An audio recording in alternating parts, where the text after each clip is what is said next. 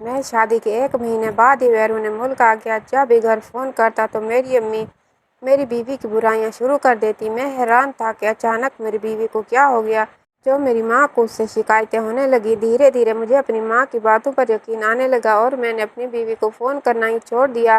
پھر جب 5 سال بعد میں گھر لوٹ آیا تو اپنی بیوی کو دیکھ کر بہت حیران رہ گیا کیونکہ وہ تو سوکھ کر کانٹا ہو چکی تھی۔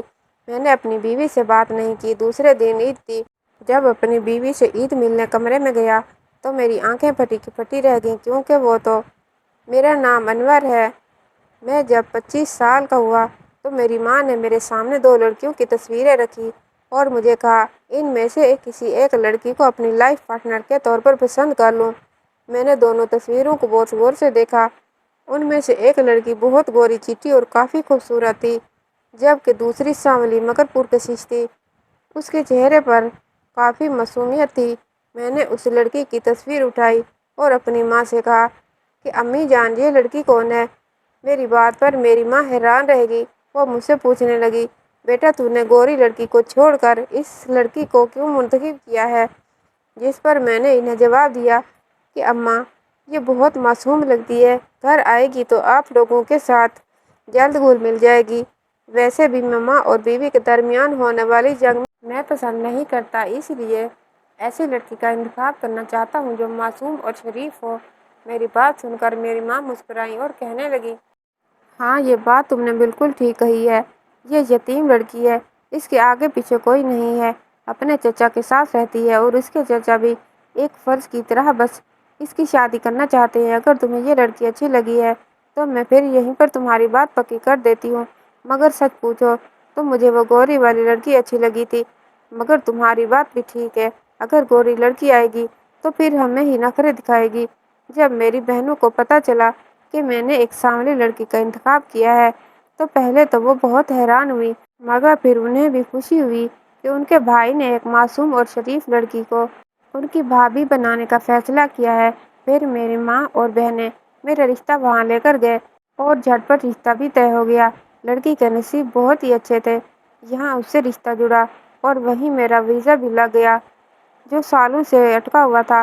دراصل میں کئی سالوں سے پردیس کی نوکری میں لگا ہوا تھا، مگر ہر مرتبہ میرے ویزے میں کوئی نہ کوئی مسئلہ ہو جاتا تھا اور یہاں رشتہ طے ہوتے ہی میرا ویزا لگ کر آ گیا اور سعودی عرب میں مجھے بہت ہی اچھی نوکری مل گئی۔ یہ خبر جب لڑکی والوں کو ملی تو وہ بھی حیران رہ گئے۔ مجھے سعودی عرب جلدی جانا تھا، اس لیے میری امی نے شادی کے لیے بہت زور دیا اور انتہائی سادگی سے ندا کو میری دلہن بنا کر گھر لے آئیں۔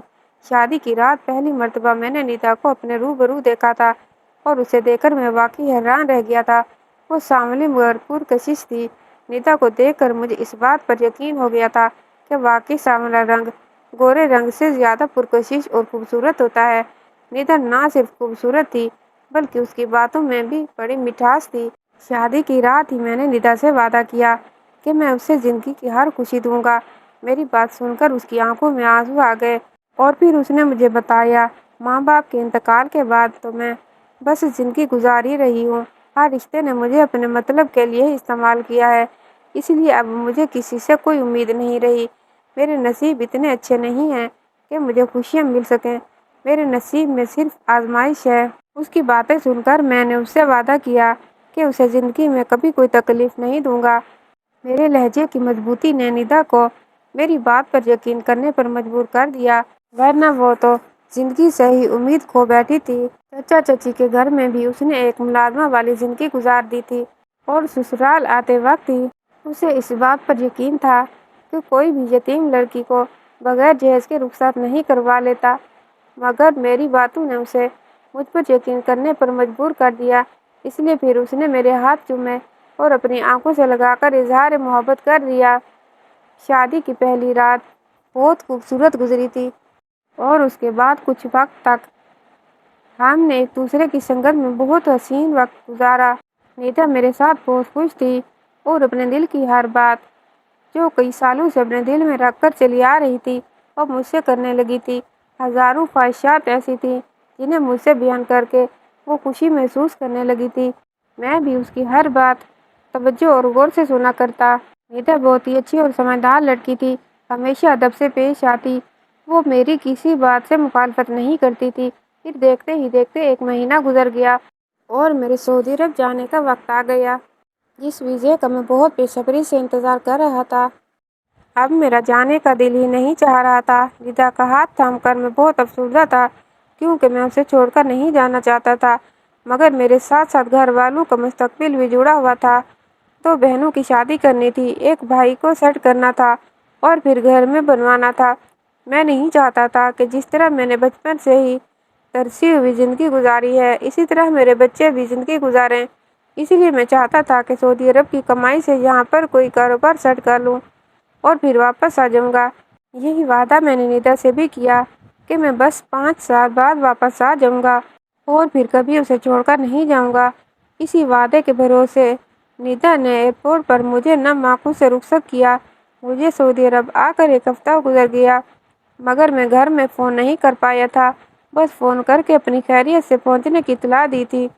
1 ہفتے بعد جب میں پوری طرح سیٹ ہوا اور گھر بھی سیٹ کر لیا اور میری نوکری بھی شروع ہو گئی، تو میں نے گھر فون کیا۔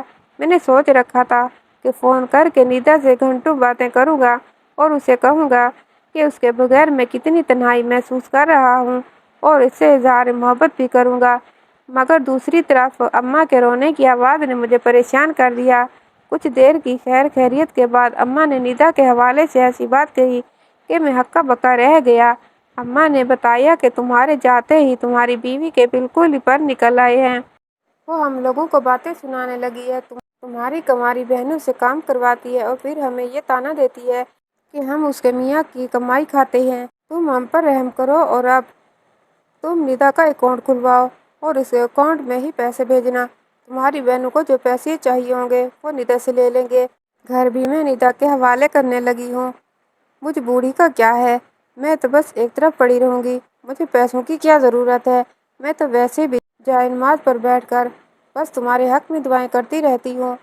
یہ گھر تو اب بہو کا ہے، کیونکہ تم کماتے ہو، ہم سب تو تمہاری بیوی کے غلام بن گئے ہیں۔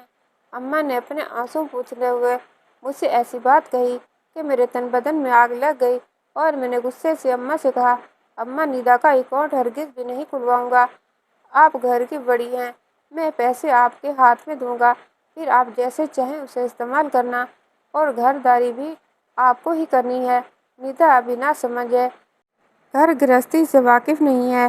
آپ گھر چلاؤ گی تو مجھے فکر نہیں رہے گی، آپ کو میری کمائی کا احساس ہوگا، اور یہ بات بھی مجھے گوارا نہیں کہ میری بہنوں کو خرچے کے لیے میری بیوی کے آگے ہاتھ پھیلانا پڑے، اسی لیے میں پیسے آپ کے اکاؤنٹ میں ہی بھیجوں گا۔ میں نے غصے میں کہا، لگتا ہے ندا کا دماغ ہی خراب ہو گیا ہے، وہ پہلے تو ایسی بالکل بھی نہیں تھی۔ جس پر میری ماں نے کہا، ہاں ہمیں بھی نہیں لگتی تھی، مگر تمہارے جانے کے بعد اس نے ایسے رنگ ڈھنگ دکھائے کہ شیرنی بننے پھرتی ہے۔ پھر میں نے اپنی ماں سے ندا سے بات کروانے کو کہا تو انہوں نے کافی دیر بعد میری ندا سے بات کروائی، جو مشکل 2 منٹ پر مشتمل تھی، جس میں میں نے صرف ندا کو سخت لہجے میں تنبیہ کی کہ وہ میری ماں اور گھر کا خیال رکھے اور گھر والوں کے ساتھ اپنا رویہ ٹھیک رکھے۔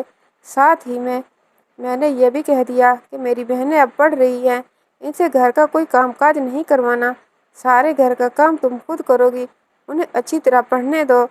میری بات سن کر ندا ہکا بکا رہ گئی۔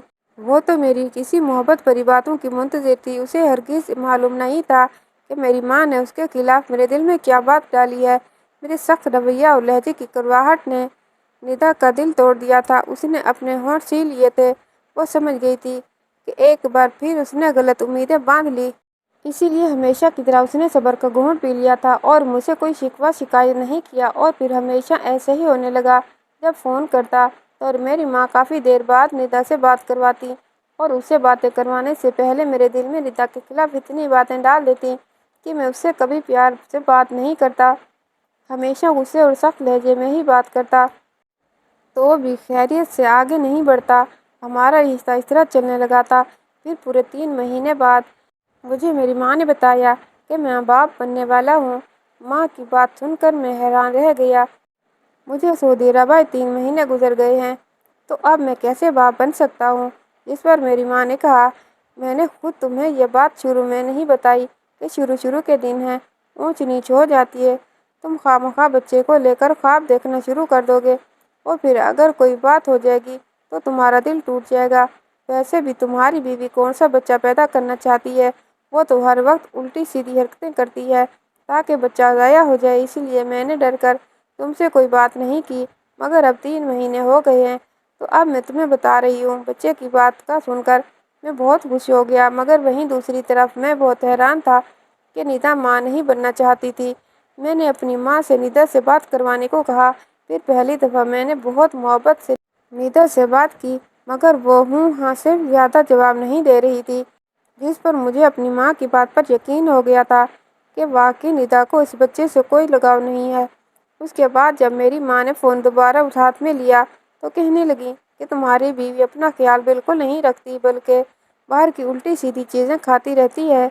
मैं इसे जो पैसे देती हूँ वो सब अपने ऊपर लुटा देती है। मैं इसे कितनी मर्तबा मना कर चुकी हूँ कि ऐसी चीज़ें मत खाओ जिससे बच्चे को नुकसान पहुँचे, मगर इसे मेरी बात समझ ही नहीं आती। तुम ही इसे समझाओ। और फिर जब माँ ने दोबारा फ़ोन निदा को दिया तो फिर मैंने इस मर्तबा निदा से सख्ती से बात की और कहा, मैं अपने बच्चे के हवाले से कोई कोताही बर्दाश्त नहीं करूँगा। मेरे बच्चे को कुछ नहीं होना चाहिए, इसलिए मेरी माँ जो तुम्हें दे वही खाया करो, बाहर की चीज़ें मत खाया करो। निदा ने मेरी बात पर सिर्फ जी अच्छा का जवाब दिया था और फ़ोन बंद कर दिया। कुछ आंसू थे जो उसने अपने हलक में ही उतार लिए थे। वो चाहकर भी मुझे नहीं बता सकती थी कि ज़िंदगी का दायरा कितना सख्त हो चुका था। फिर ऐसे ही महीनों पर महीने गुजरते चले गए और पूरे 10 महीने बाद जब मुझे बाप बनने की खुशखबरी मिल गई, हमारी शादी को 10 महीने हो चुके थे और मैं एक बेटे का बाप बन गया।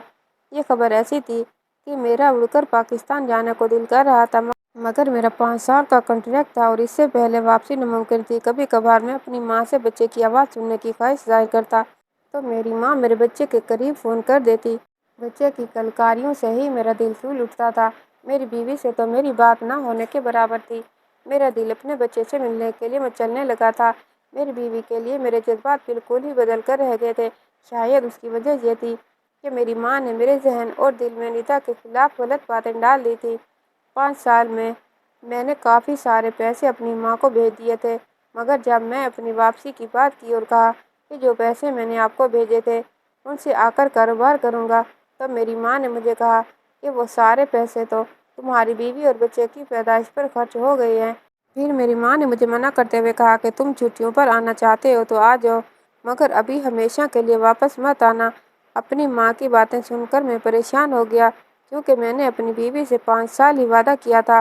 5 सालों में मैंने जितने लाखों पैसे अम्मा को भिजवाए थे उससे मैं एक बड़ा कारोबार शुरू कर सकता था, मगर न जाने मेरी माँ ने कैसे कैसे पैसे खर्च किए जो उनके पास कुछ भी नहीं बचा था।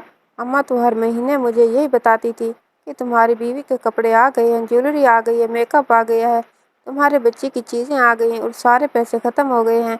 और मैं भी आंखें बंद करके अपनी माँ की बात पर यकीन कर लेता था। और अभी भी मुझे यही लग रहा था कि निदा की वजह से पैसे जमा नहीं हो सके, क्योंकि मेरी माँ तो हमेशा से जोड़ तोड़ कर करने वाली औरत थी। मुझे निदा पर बहुत गुस्सा आने लगा। फिर मैंने छुट्टियाँ लेकर पाकिस्तान चला आया। घर पहुंचा तो वहां माँ को देखकर बहुत खुश हुआ। सामने ही मेरा 4 साल का बेटा खेल रहा था। उसे देखकर मेरा खुद पे काबू पाना मुश्किल हो गया था, तो मैं भागकर उसकी तरफ गया और उसे अपनी गोद में उठाकर खूब प्यार करने लगा। मेरा बेटा पहली मर्तबा अपने बाप की कुर्बत महसूस कर रहा था, इसीलिए रोने लगा। सामने ही निदा खड़ी नम आंखों से मुझे देख रही थी। वो बहुत मोहब्बत से बाप बेटे के प्यार को देख रही थी। 5 साल बाद अपनी बीवी को देखकर मेरा दिल नर्म पड़ गया और मैं उसके पास आकर सलाम करके उसकी खैरियत पूछने लगा, मगर उसने सिर्फ मेरे सलाम का जवाब ही दिया। निदा की हालत देखकर मैं चौंक उठा था। वो सूखकर कांटा हो गई थी, रंगत सांवली से कमलाकर काली हो गई थी और चेहरे पर सदियों की थकन थी।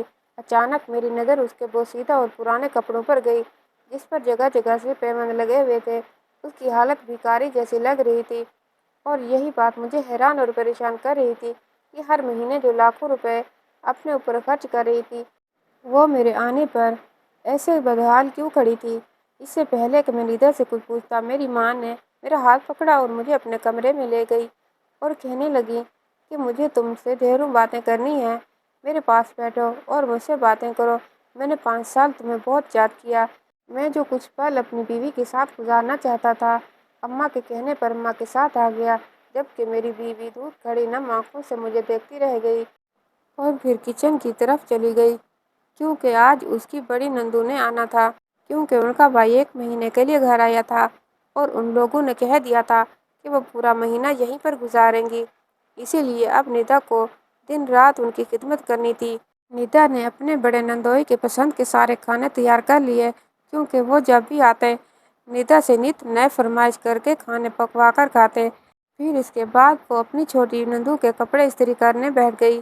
میں اس کے پاس آیا تو اس کے پاس مجھے دینے کے لیے وقت ہی نہیں تھا۔ اس کے پاس کاموں کی لمبی فہرست تھی۔ اس سے پہلے کہ میں کوئی موقع ڈھونڈتا، میری بڑی شادی شدہ بہنیں گھر آ گئی۔ بچوں کا شور و ہنگامے میں مجھے اپنی بیوی کو وقت دینے کا موقع ہی نہ ملا۔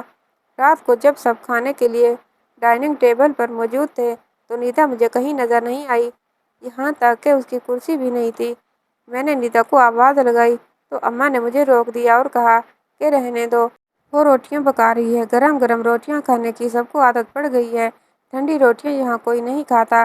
اماں کی بات سن کر میں خاموش ہو گیا اور انتہائی بے دلی سے 2-4 لقمے لے کر خاموشی سے اٹھ گیا۔ اماں اور بہنیں مجھے روکتی رہ گئی، مگر میرا کھانے پر سے دل اچاٹ ہو گیا تھا۔ کھانا کھانے کے بعد ساری بہنیں مجھے گھیرے میں لے کر بیٹھ گئی اور تحفہ دکھانے کی فرمائش کرنے لگی۔ میں سب کے لیے کچھ نہ کچھ لایا تھا۔ بہنوں نے مجھ سے زبردستی بیگ کھلوائے اور جو چیزیں میں اپنی بیوی کے لیے لے کر آیا تھا وہ بھی لٹ جگا کر سب بہنوں نے آپس میں بانٹ لیے، اور جو بہنوں کے لیے تحفے لایا تھا وہ بھی اپنے پاس رکھ لیے۔ صرف ایک پرفیوم رہ گیا تھا، میں نے اسے ہی سنبھال کر رکھ لیا۔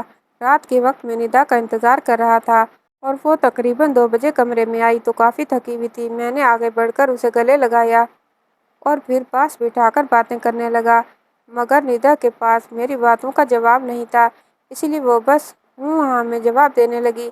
پھر میں نے اسے تحفے میں پرفیوم دیا تو وہ اس نے خاموشی سے رکھ لیا۔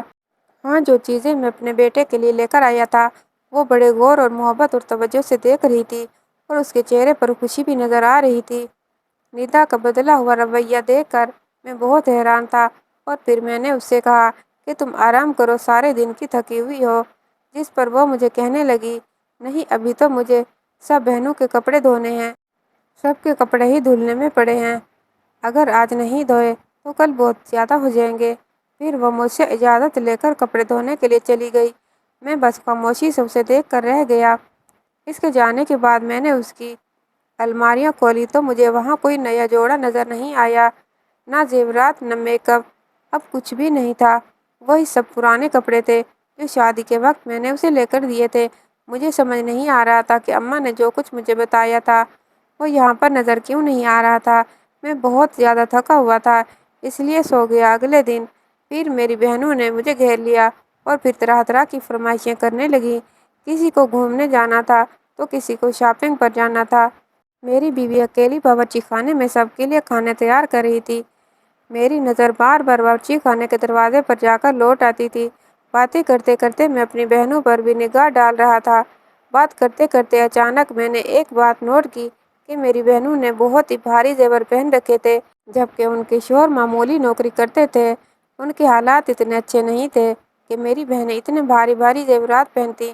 مجھ سے رہا نہیں گیا تو پھر میں نے اپنی بہنوں سے پوچھ لیا کہ یہ اتنے زیور کہاں سے آئے ہیں، جس پر انہوں نے کہا اماں نے بنوا کر دیا ہے۔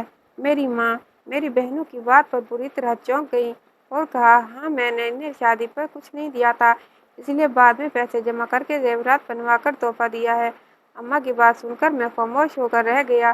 پھر میرے چھوٹے بھائی نے مجھے بتایا کہ اس نے ایک کارخانہ کھول لیا ہے، جس پر میں نے مزید حیران ہوا، کیونکہ اس نے زندگی میں آج تک کبھی کچھ نہیں کیا تھا۔ پھر اچانک سے اس کے پاس اتنے پیسے کہاں سے آ گئے کہ اس نے اپنا کارخانہ ہی کھول لیا۔ ہر بات مجھے حیران کر رہی تھی اور بہت کچھ سمجھ آ رہا تھا۔ کوئی اتنا اندھا نہیں ہوتا کہ آنکھوں دیکھا سچ نہ جان پاتا۔ پھر 2 دن بعد میری چھوٹی بہن، جس کی شادی میری سعودیہ جانے کے بعد ہوئی تھی، اس نے مجھے کسی کام سے اپنے گھر بلا لیا تو اس کے کمرے میں موجود دنیا بھر کی ہر سہولت دیکھ کر میں حیران رہ گیا، جس پر اس نے مجھے بتایا کہ اماں نے سب کچھ بنوا کر دیا ہے۔ وہ بڑی خوشی خوشی مجھے بتا رہی تھی کہ اماں نے اتنا اچھا جہیز بنوا کر دیا ہے۔ ہر کوئی حیران رہ گیا، اتنا بڑا اور خوبصورت فرنیچر اور سونے کا اتنا بڑا سیٹ اماں نے بنوا کر دیا ہے۔ میں سمجھ گیا کہ اتنے سالوں کی میری کمائی کہاں لٹائی گئی ہے۔ چھوٹی بیٹی کو جہیز میں ہر سہولت اور باقی بیٹیوں کو سونے کے زیورات اور چھوٹے بیٹے کو کارخانہ کھول کر دے دیا۔ ایک میں ہی خالی ہاتھ رہ گیا تھا اور میری بیوی ملازمہ بن چکی تھی۔ مجھے اپنے آپ پر افسوس ہونے لگا کہ کیوں میں یہ سب اتنے سالوں میں جان نہیں پایا، مگر مجھے ایک بات ابھی تک سمجھ نہیں آئی تھی کہ ندا اب تک کیوں خاموش تھی۔ اس نے مجھے کوئی شکوہ گلہ کیوں نہیں کیا تھا؟ وہ تو بس خاموشی سے پورے گھر کی خدمت میں لگی ہوئی تھی اور میرے بیٹے کو سنبھالتی تھی۔ 2 دن بعد عید تھی۔ میں نے انتہائی خاموشی سے ندا اور اپنے بیٹے کے لیے خریداری کی اور کسی کو کچھ نہیں بتایا۔ پھر میں نے وہ ساری شاپنگ الماری میں لا کر رکھ دی۔ میں عید کے دن صبح ہی صبح ندا کو سرپرائز دینا چاہتا تھا اور اس سے اپنی غلطیوں کی معافی مانگنا چاہتا تھا، لیکن جب عید کی نماز پڑھ کر میں گھر آیا تو ندا مجھے کہیں نظر نہیں آئی۔ میں کمرے میں گیا تو ندا ہمارے بیٹے زوہان کو سمجھا رہی تھی کہ تمہیں یہی پرانے کپڑے پہننے پڑیں گے، ہمارے پاس نئے کپڑے نہیں ہیں، جبکہ زوہان روتے ہوئے کہہ رہا تھا کہ آپ ہمیشہ ایسا ہی کرتی ہیں، اطہر اور طاہر کے پرانے کپڑے مجھے پہناتی ہیں۔ جس پر ندا نے اسے سمجھایا کہ ہمارے نصیب میں یہی ہے، اب تم خاموشی سے پہن لو۔ اس کی بات سن کر میرا سر شرم سے جھک گیا اور احساس ندامت بڑھ گیا۔ میں آگے بڑھا اور اس سے پوچھا کہ جو کپڑے میں زوہان کے لیے لایا تھا وہ کہاں ہیں؟ جس پر اس نے بتایا کہ وہ سب بڑی آپی اور چھوٹی آپی نے بانٹ لیے ہیں اور اپنے بچوں کے پرانے کپڑے دیے ہیں۔ ندا کی بات سن کر مجھے بہت غصہ آیا۔ تبھی میں نے ندا سے کہا کہ تم مجھے معاف کر دو اور ایک آخری عید اس گھر میں گزار لو۔ عید کے بعد ہم یہاں نہیں رہیں گے، میں فوراً ایک نئے گھر کا بندوبست کرتا ہوں۔ پھر میں نے الماری سے ان دونوں کے لیے لائے نئے کپڑے نکالے اور انہیں دیے تو زوہان بہت خوش ہوا، جبکہ ندا کی آنکھوں سے آنسو بہنے لگے۔ اس نے مجھے بتایا کہ اماں کو میرا سجنا سنورنا بالکل بھی پسند نہیں ہے، اس لیے ایک عرصے سے میں نے نئے کپڑے نہیں پہنے۔ اس کی بات پر میں نے اس سے کہا کہ تم انمول ہو، میں بہت خوش قسمت ہوں جو مجھے تم جیسی جیون ساتھی ملی ہے۔ آج کے بعد اماں کچھ نہیں کہیں گی، تم تیار ہو کر رہنا۔ اس نے مجھے بتایا کہ ساری دنیا کی طرح آپ نے بھی میرا مان توڑ دیا، اس لیے میں نے آپ سے کوئی شکوہ نہیں کیا۔ مجھے بہت افسوس ہوا ہے۔ اور پھر عید کے ختم ہوتے ہی میں اپنی بیوی اور بیٹے کو لے کر الگ ہو گیا۔ میں نہیں چاہتا تھا کہ اب مزید کوئی دکھ ندا کو ملے۔ کہانی کیسی لگی کمنٹ باکس میں رائے کا اظہار کیجیے گا اور اگر چینل پر نئے ہو تو چینل کو سبسکرائب کیجیے گا۔ انشاءاللہ تعالیٰ اگلی کہانی کے ساتھ حاضر ہوں گے، تب تک کے لیے اللہ حافظ۔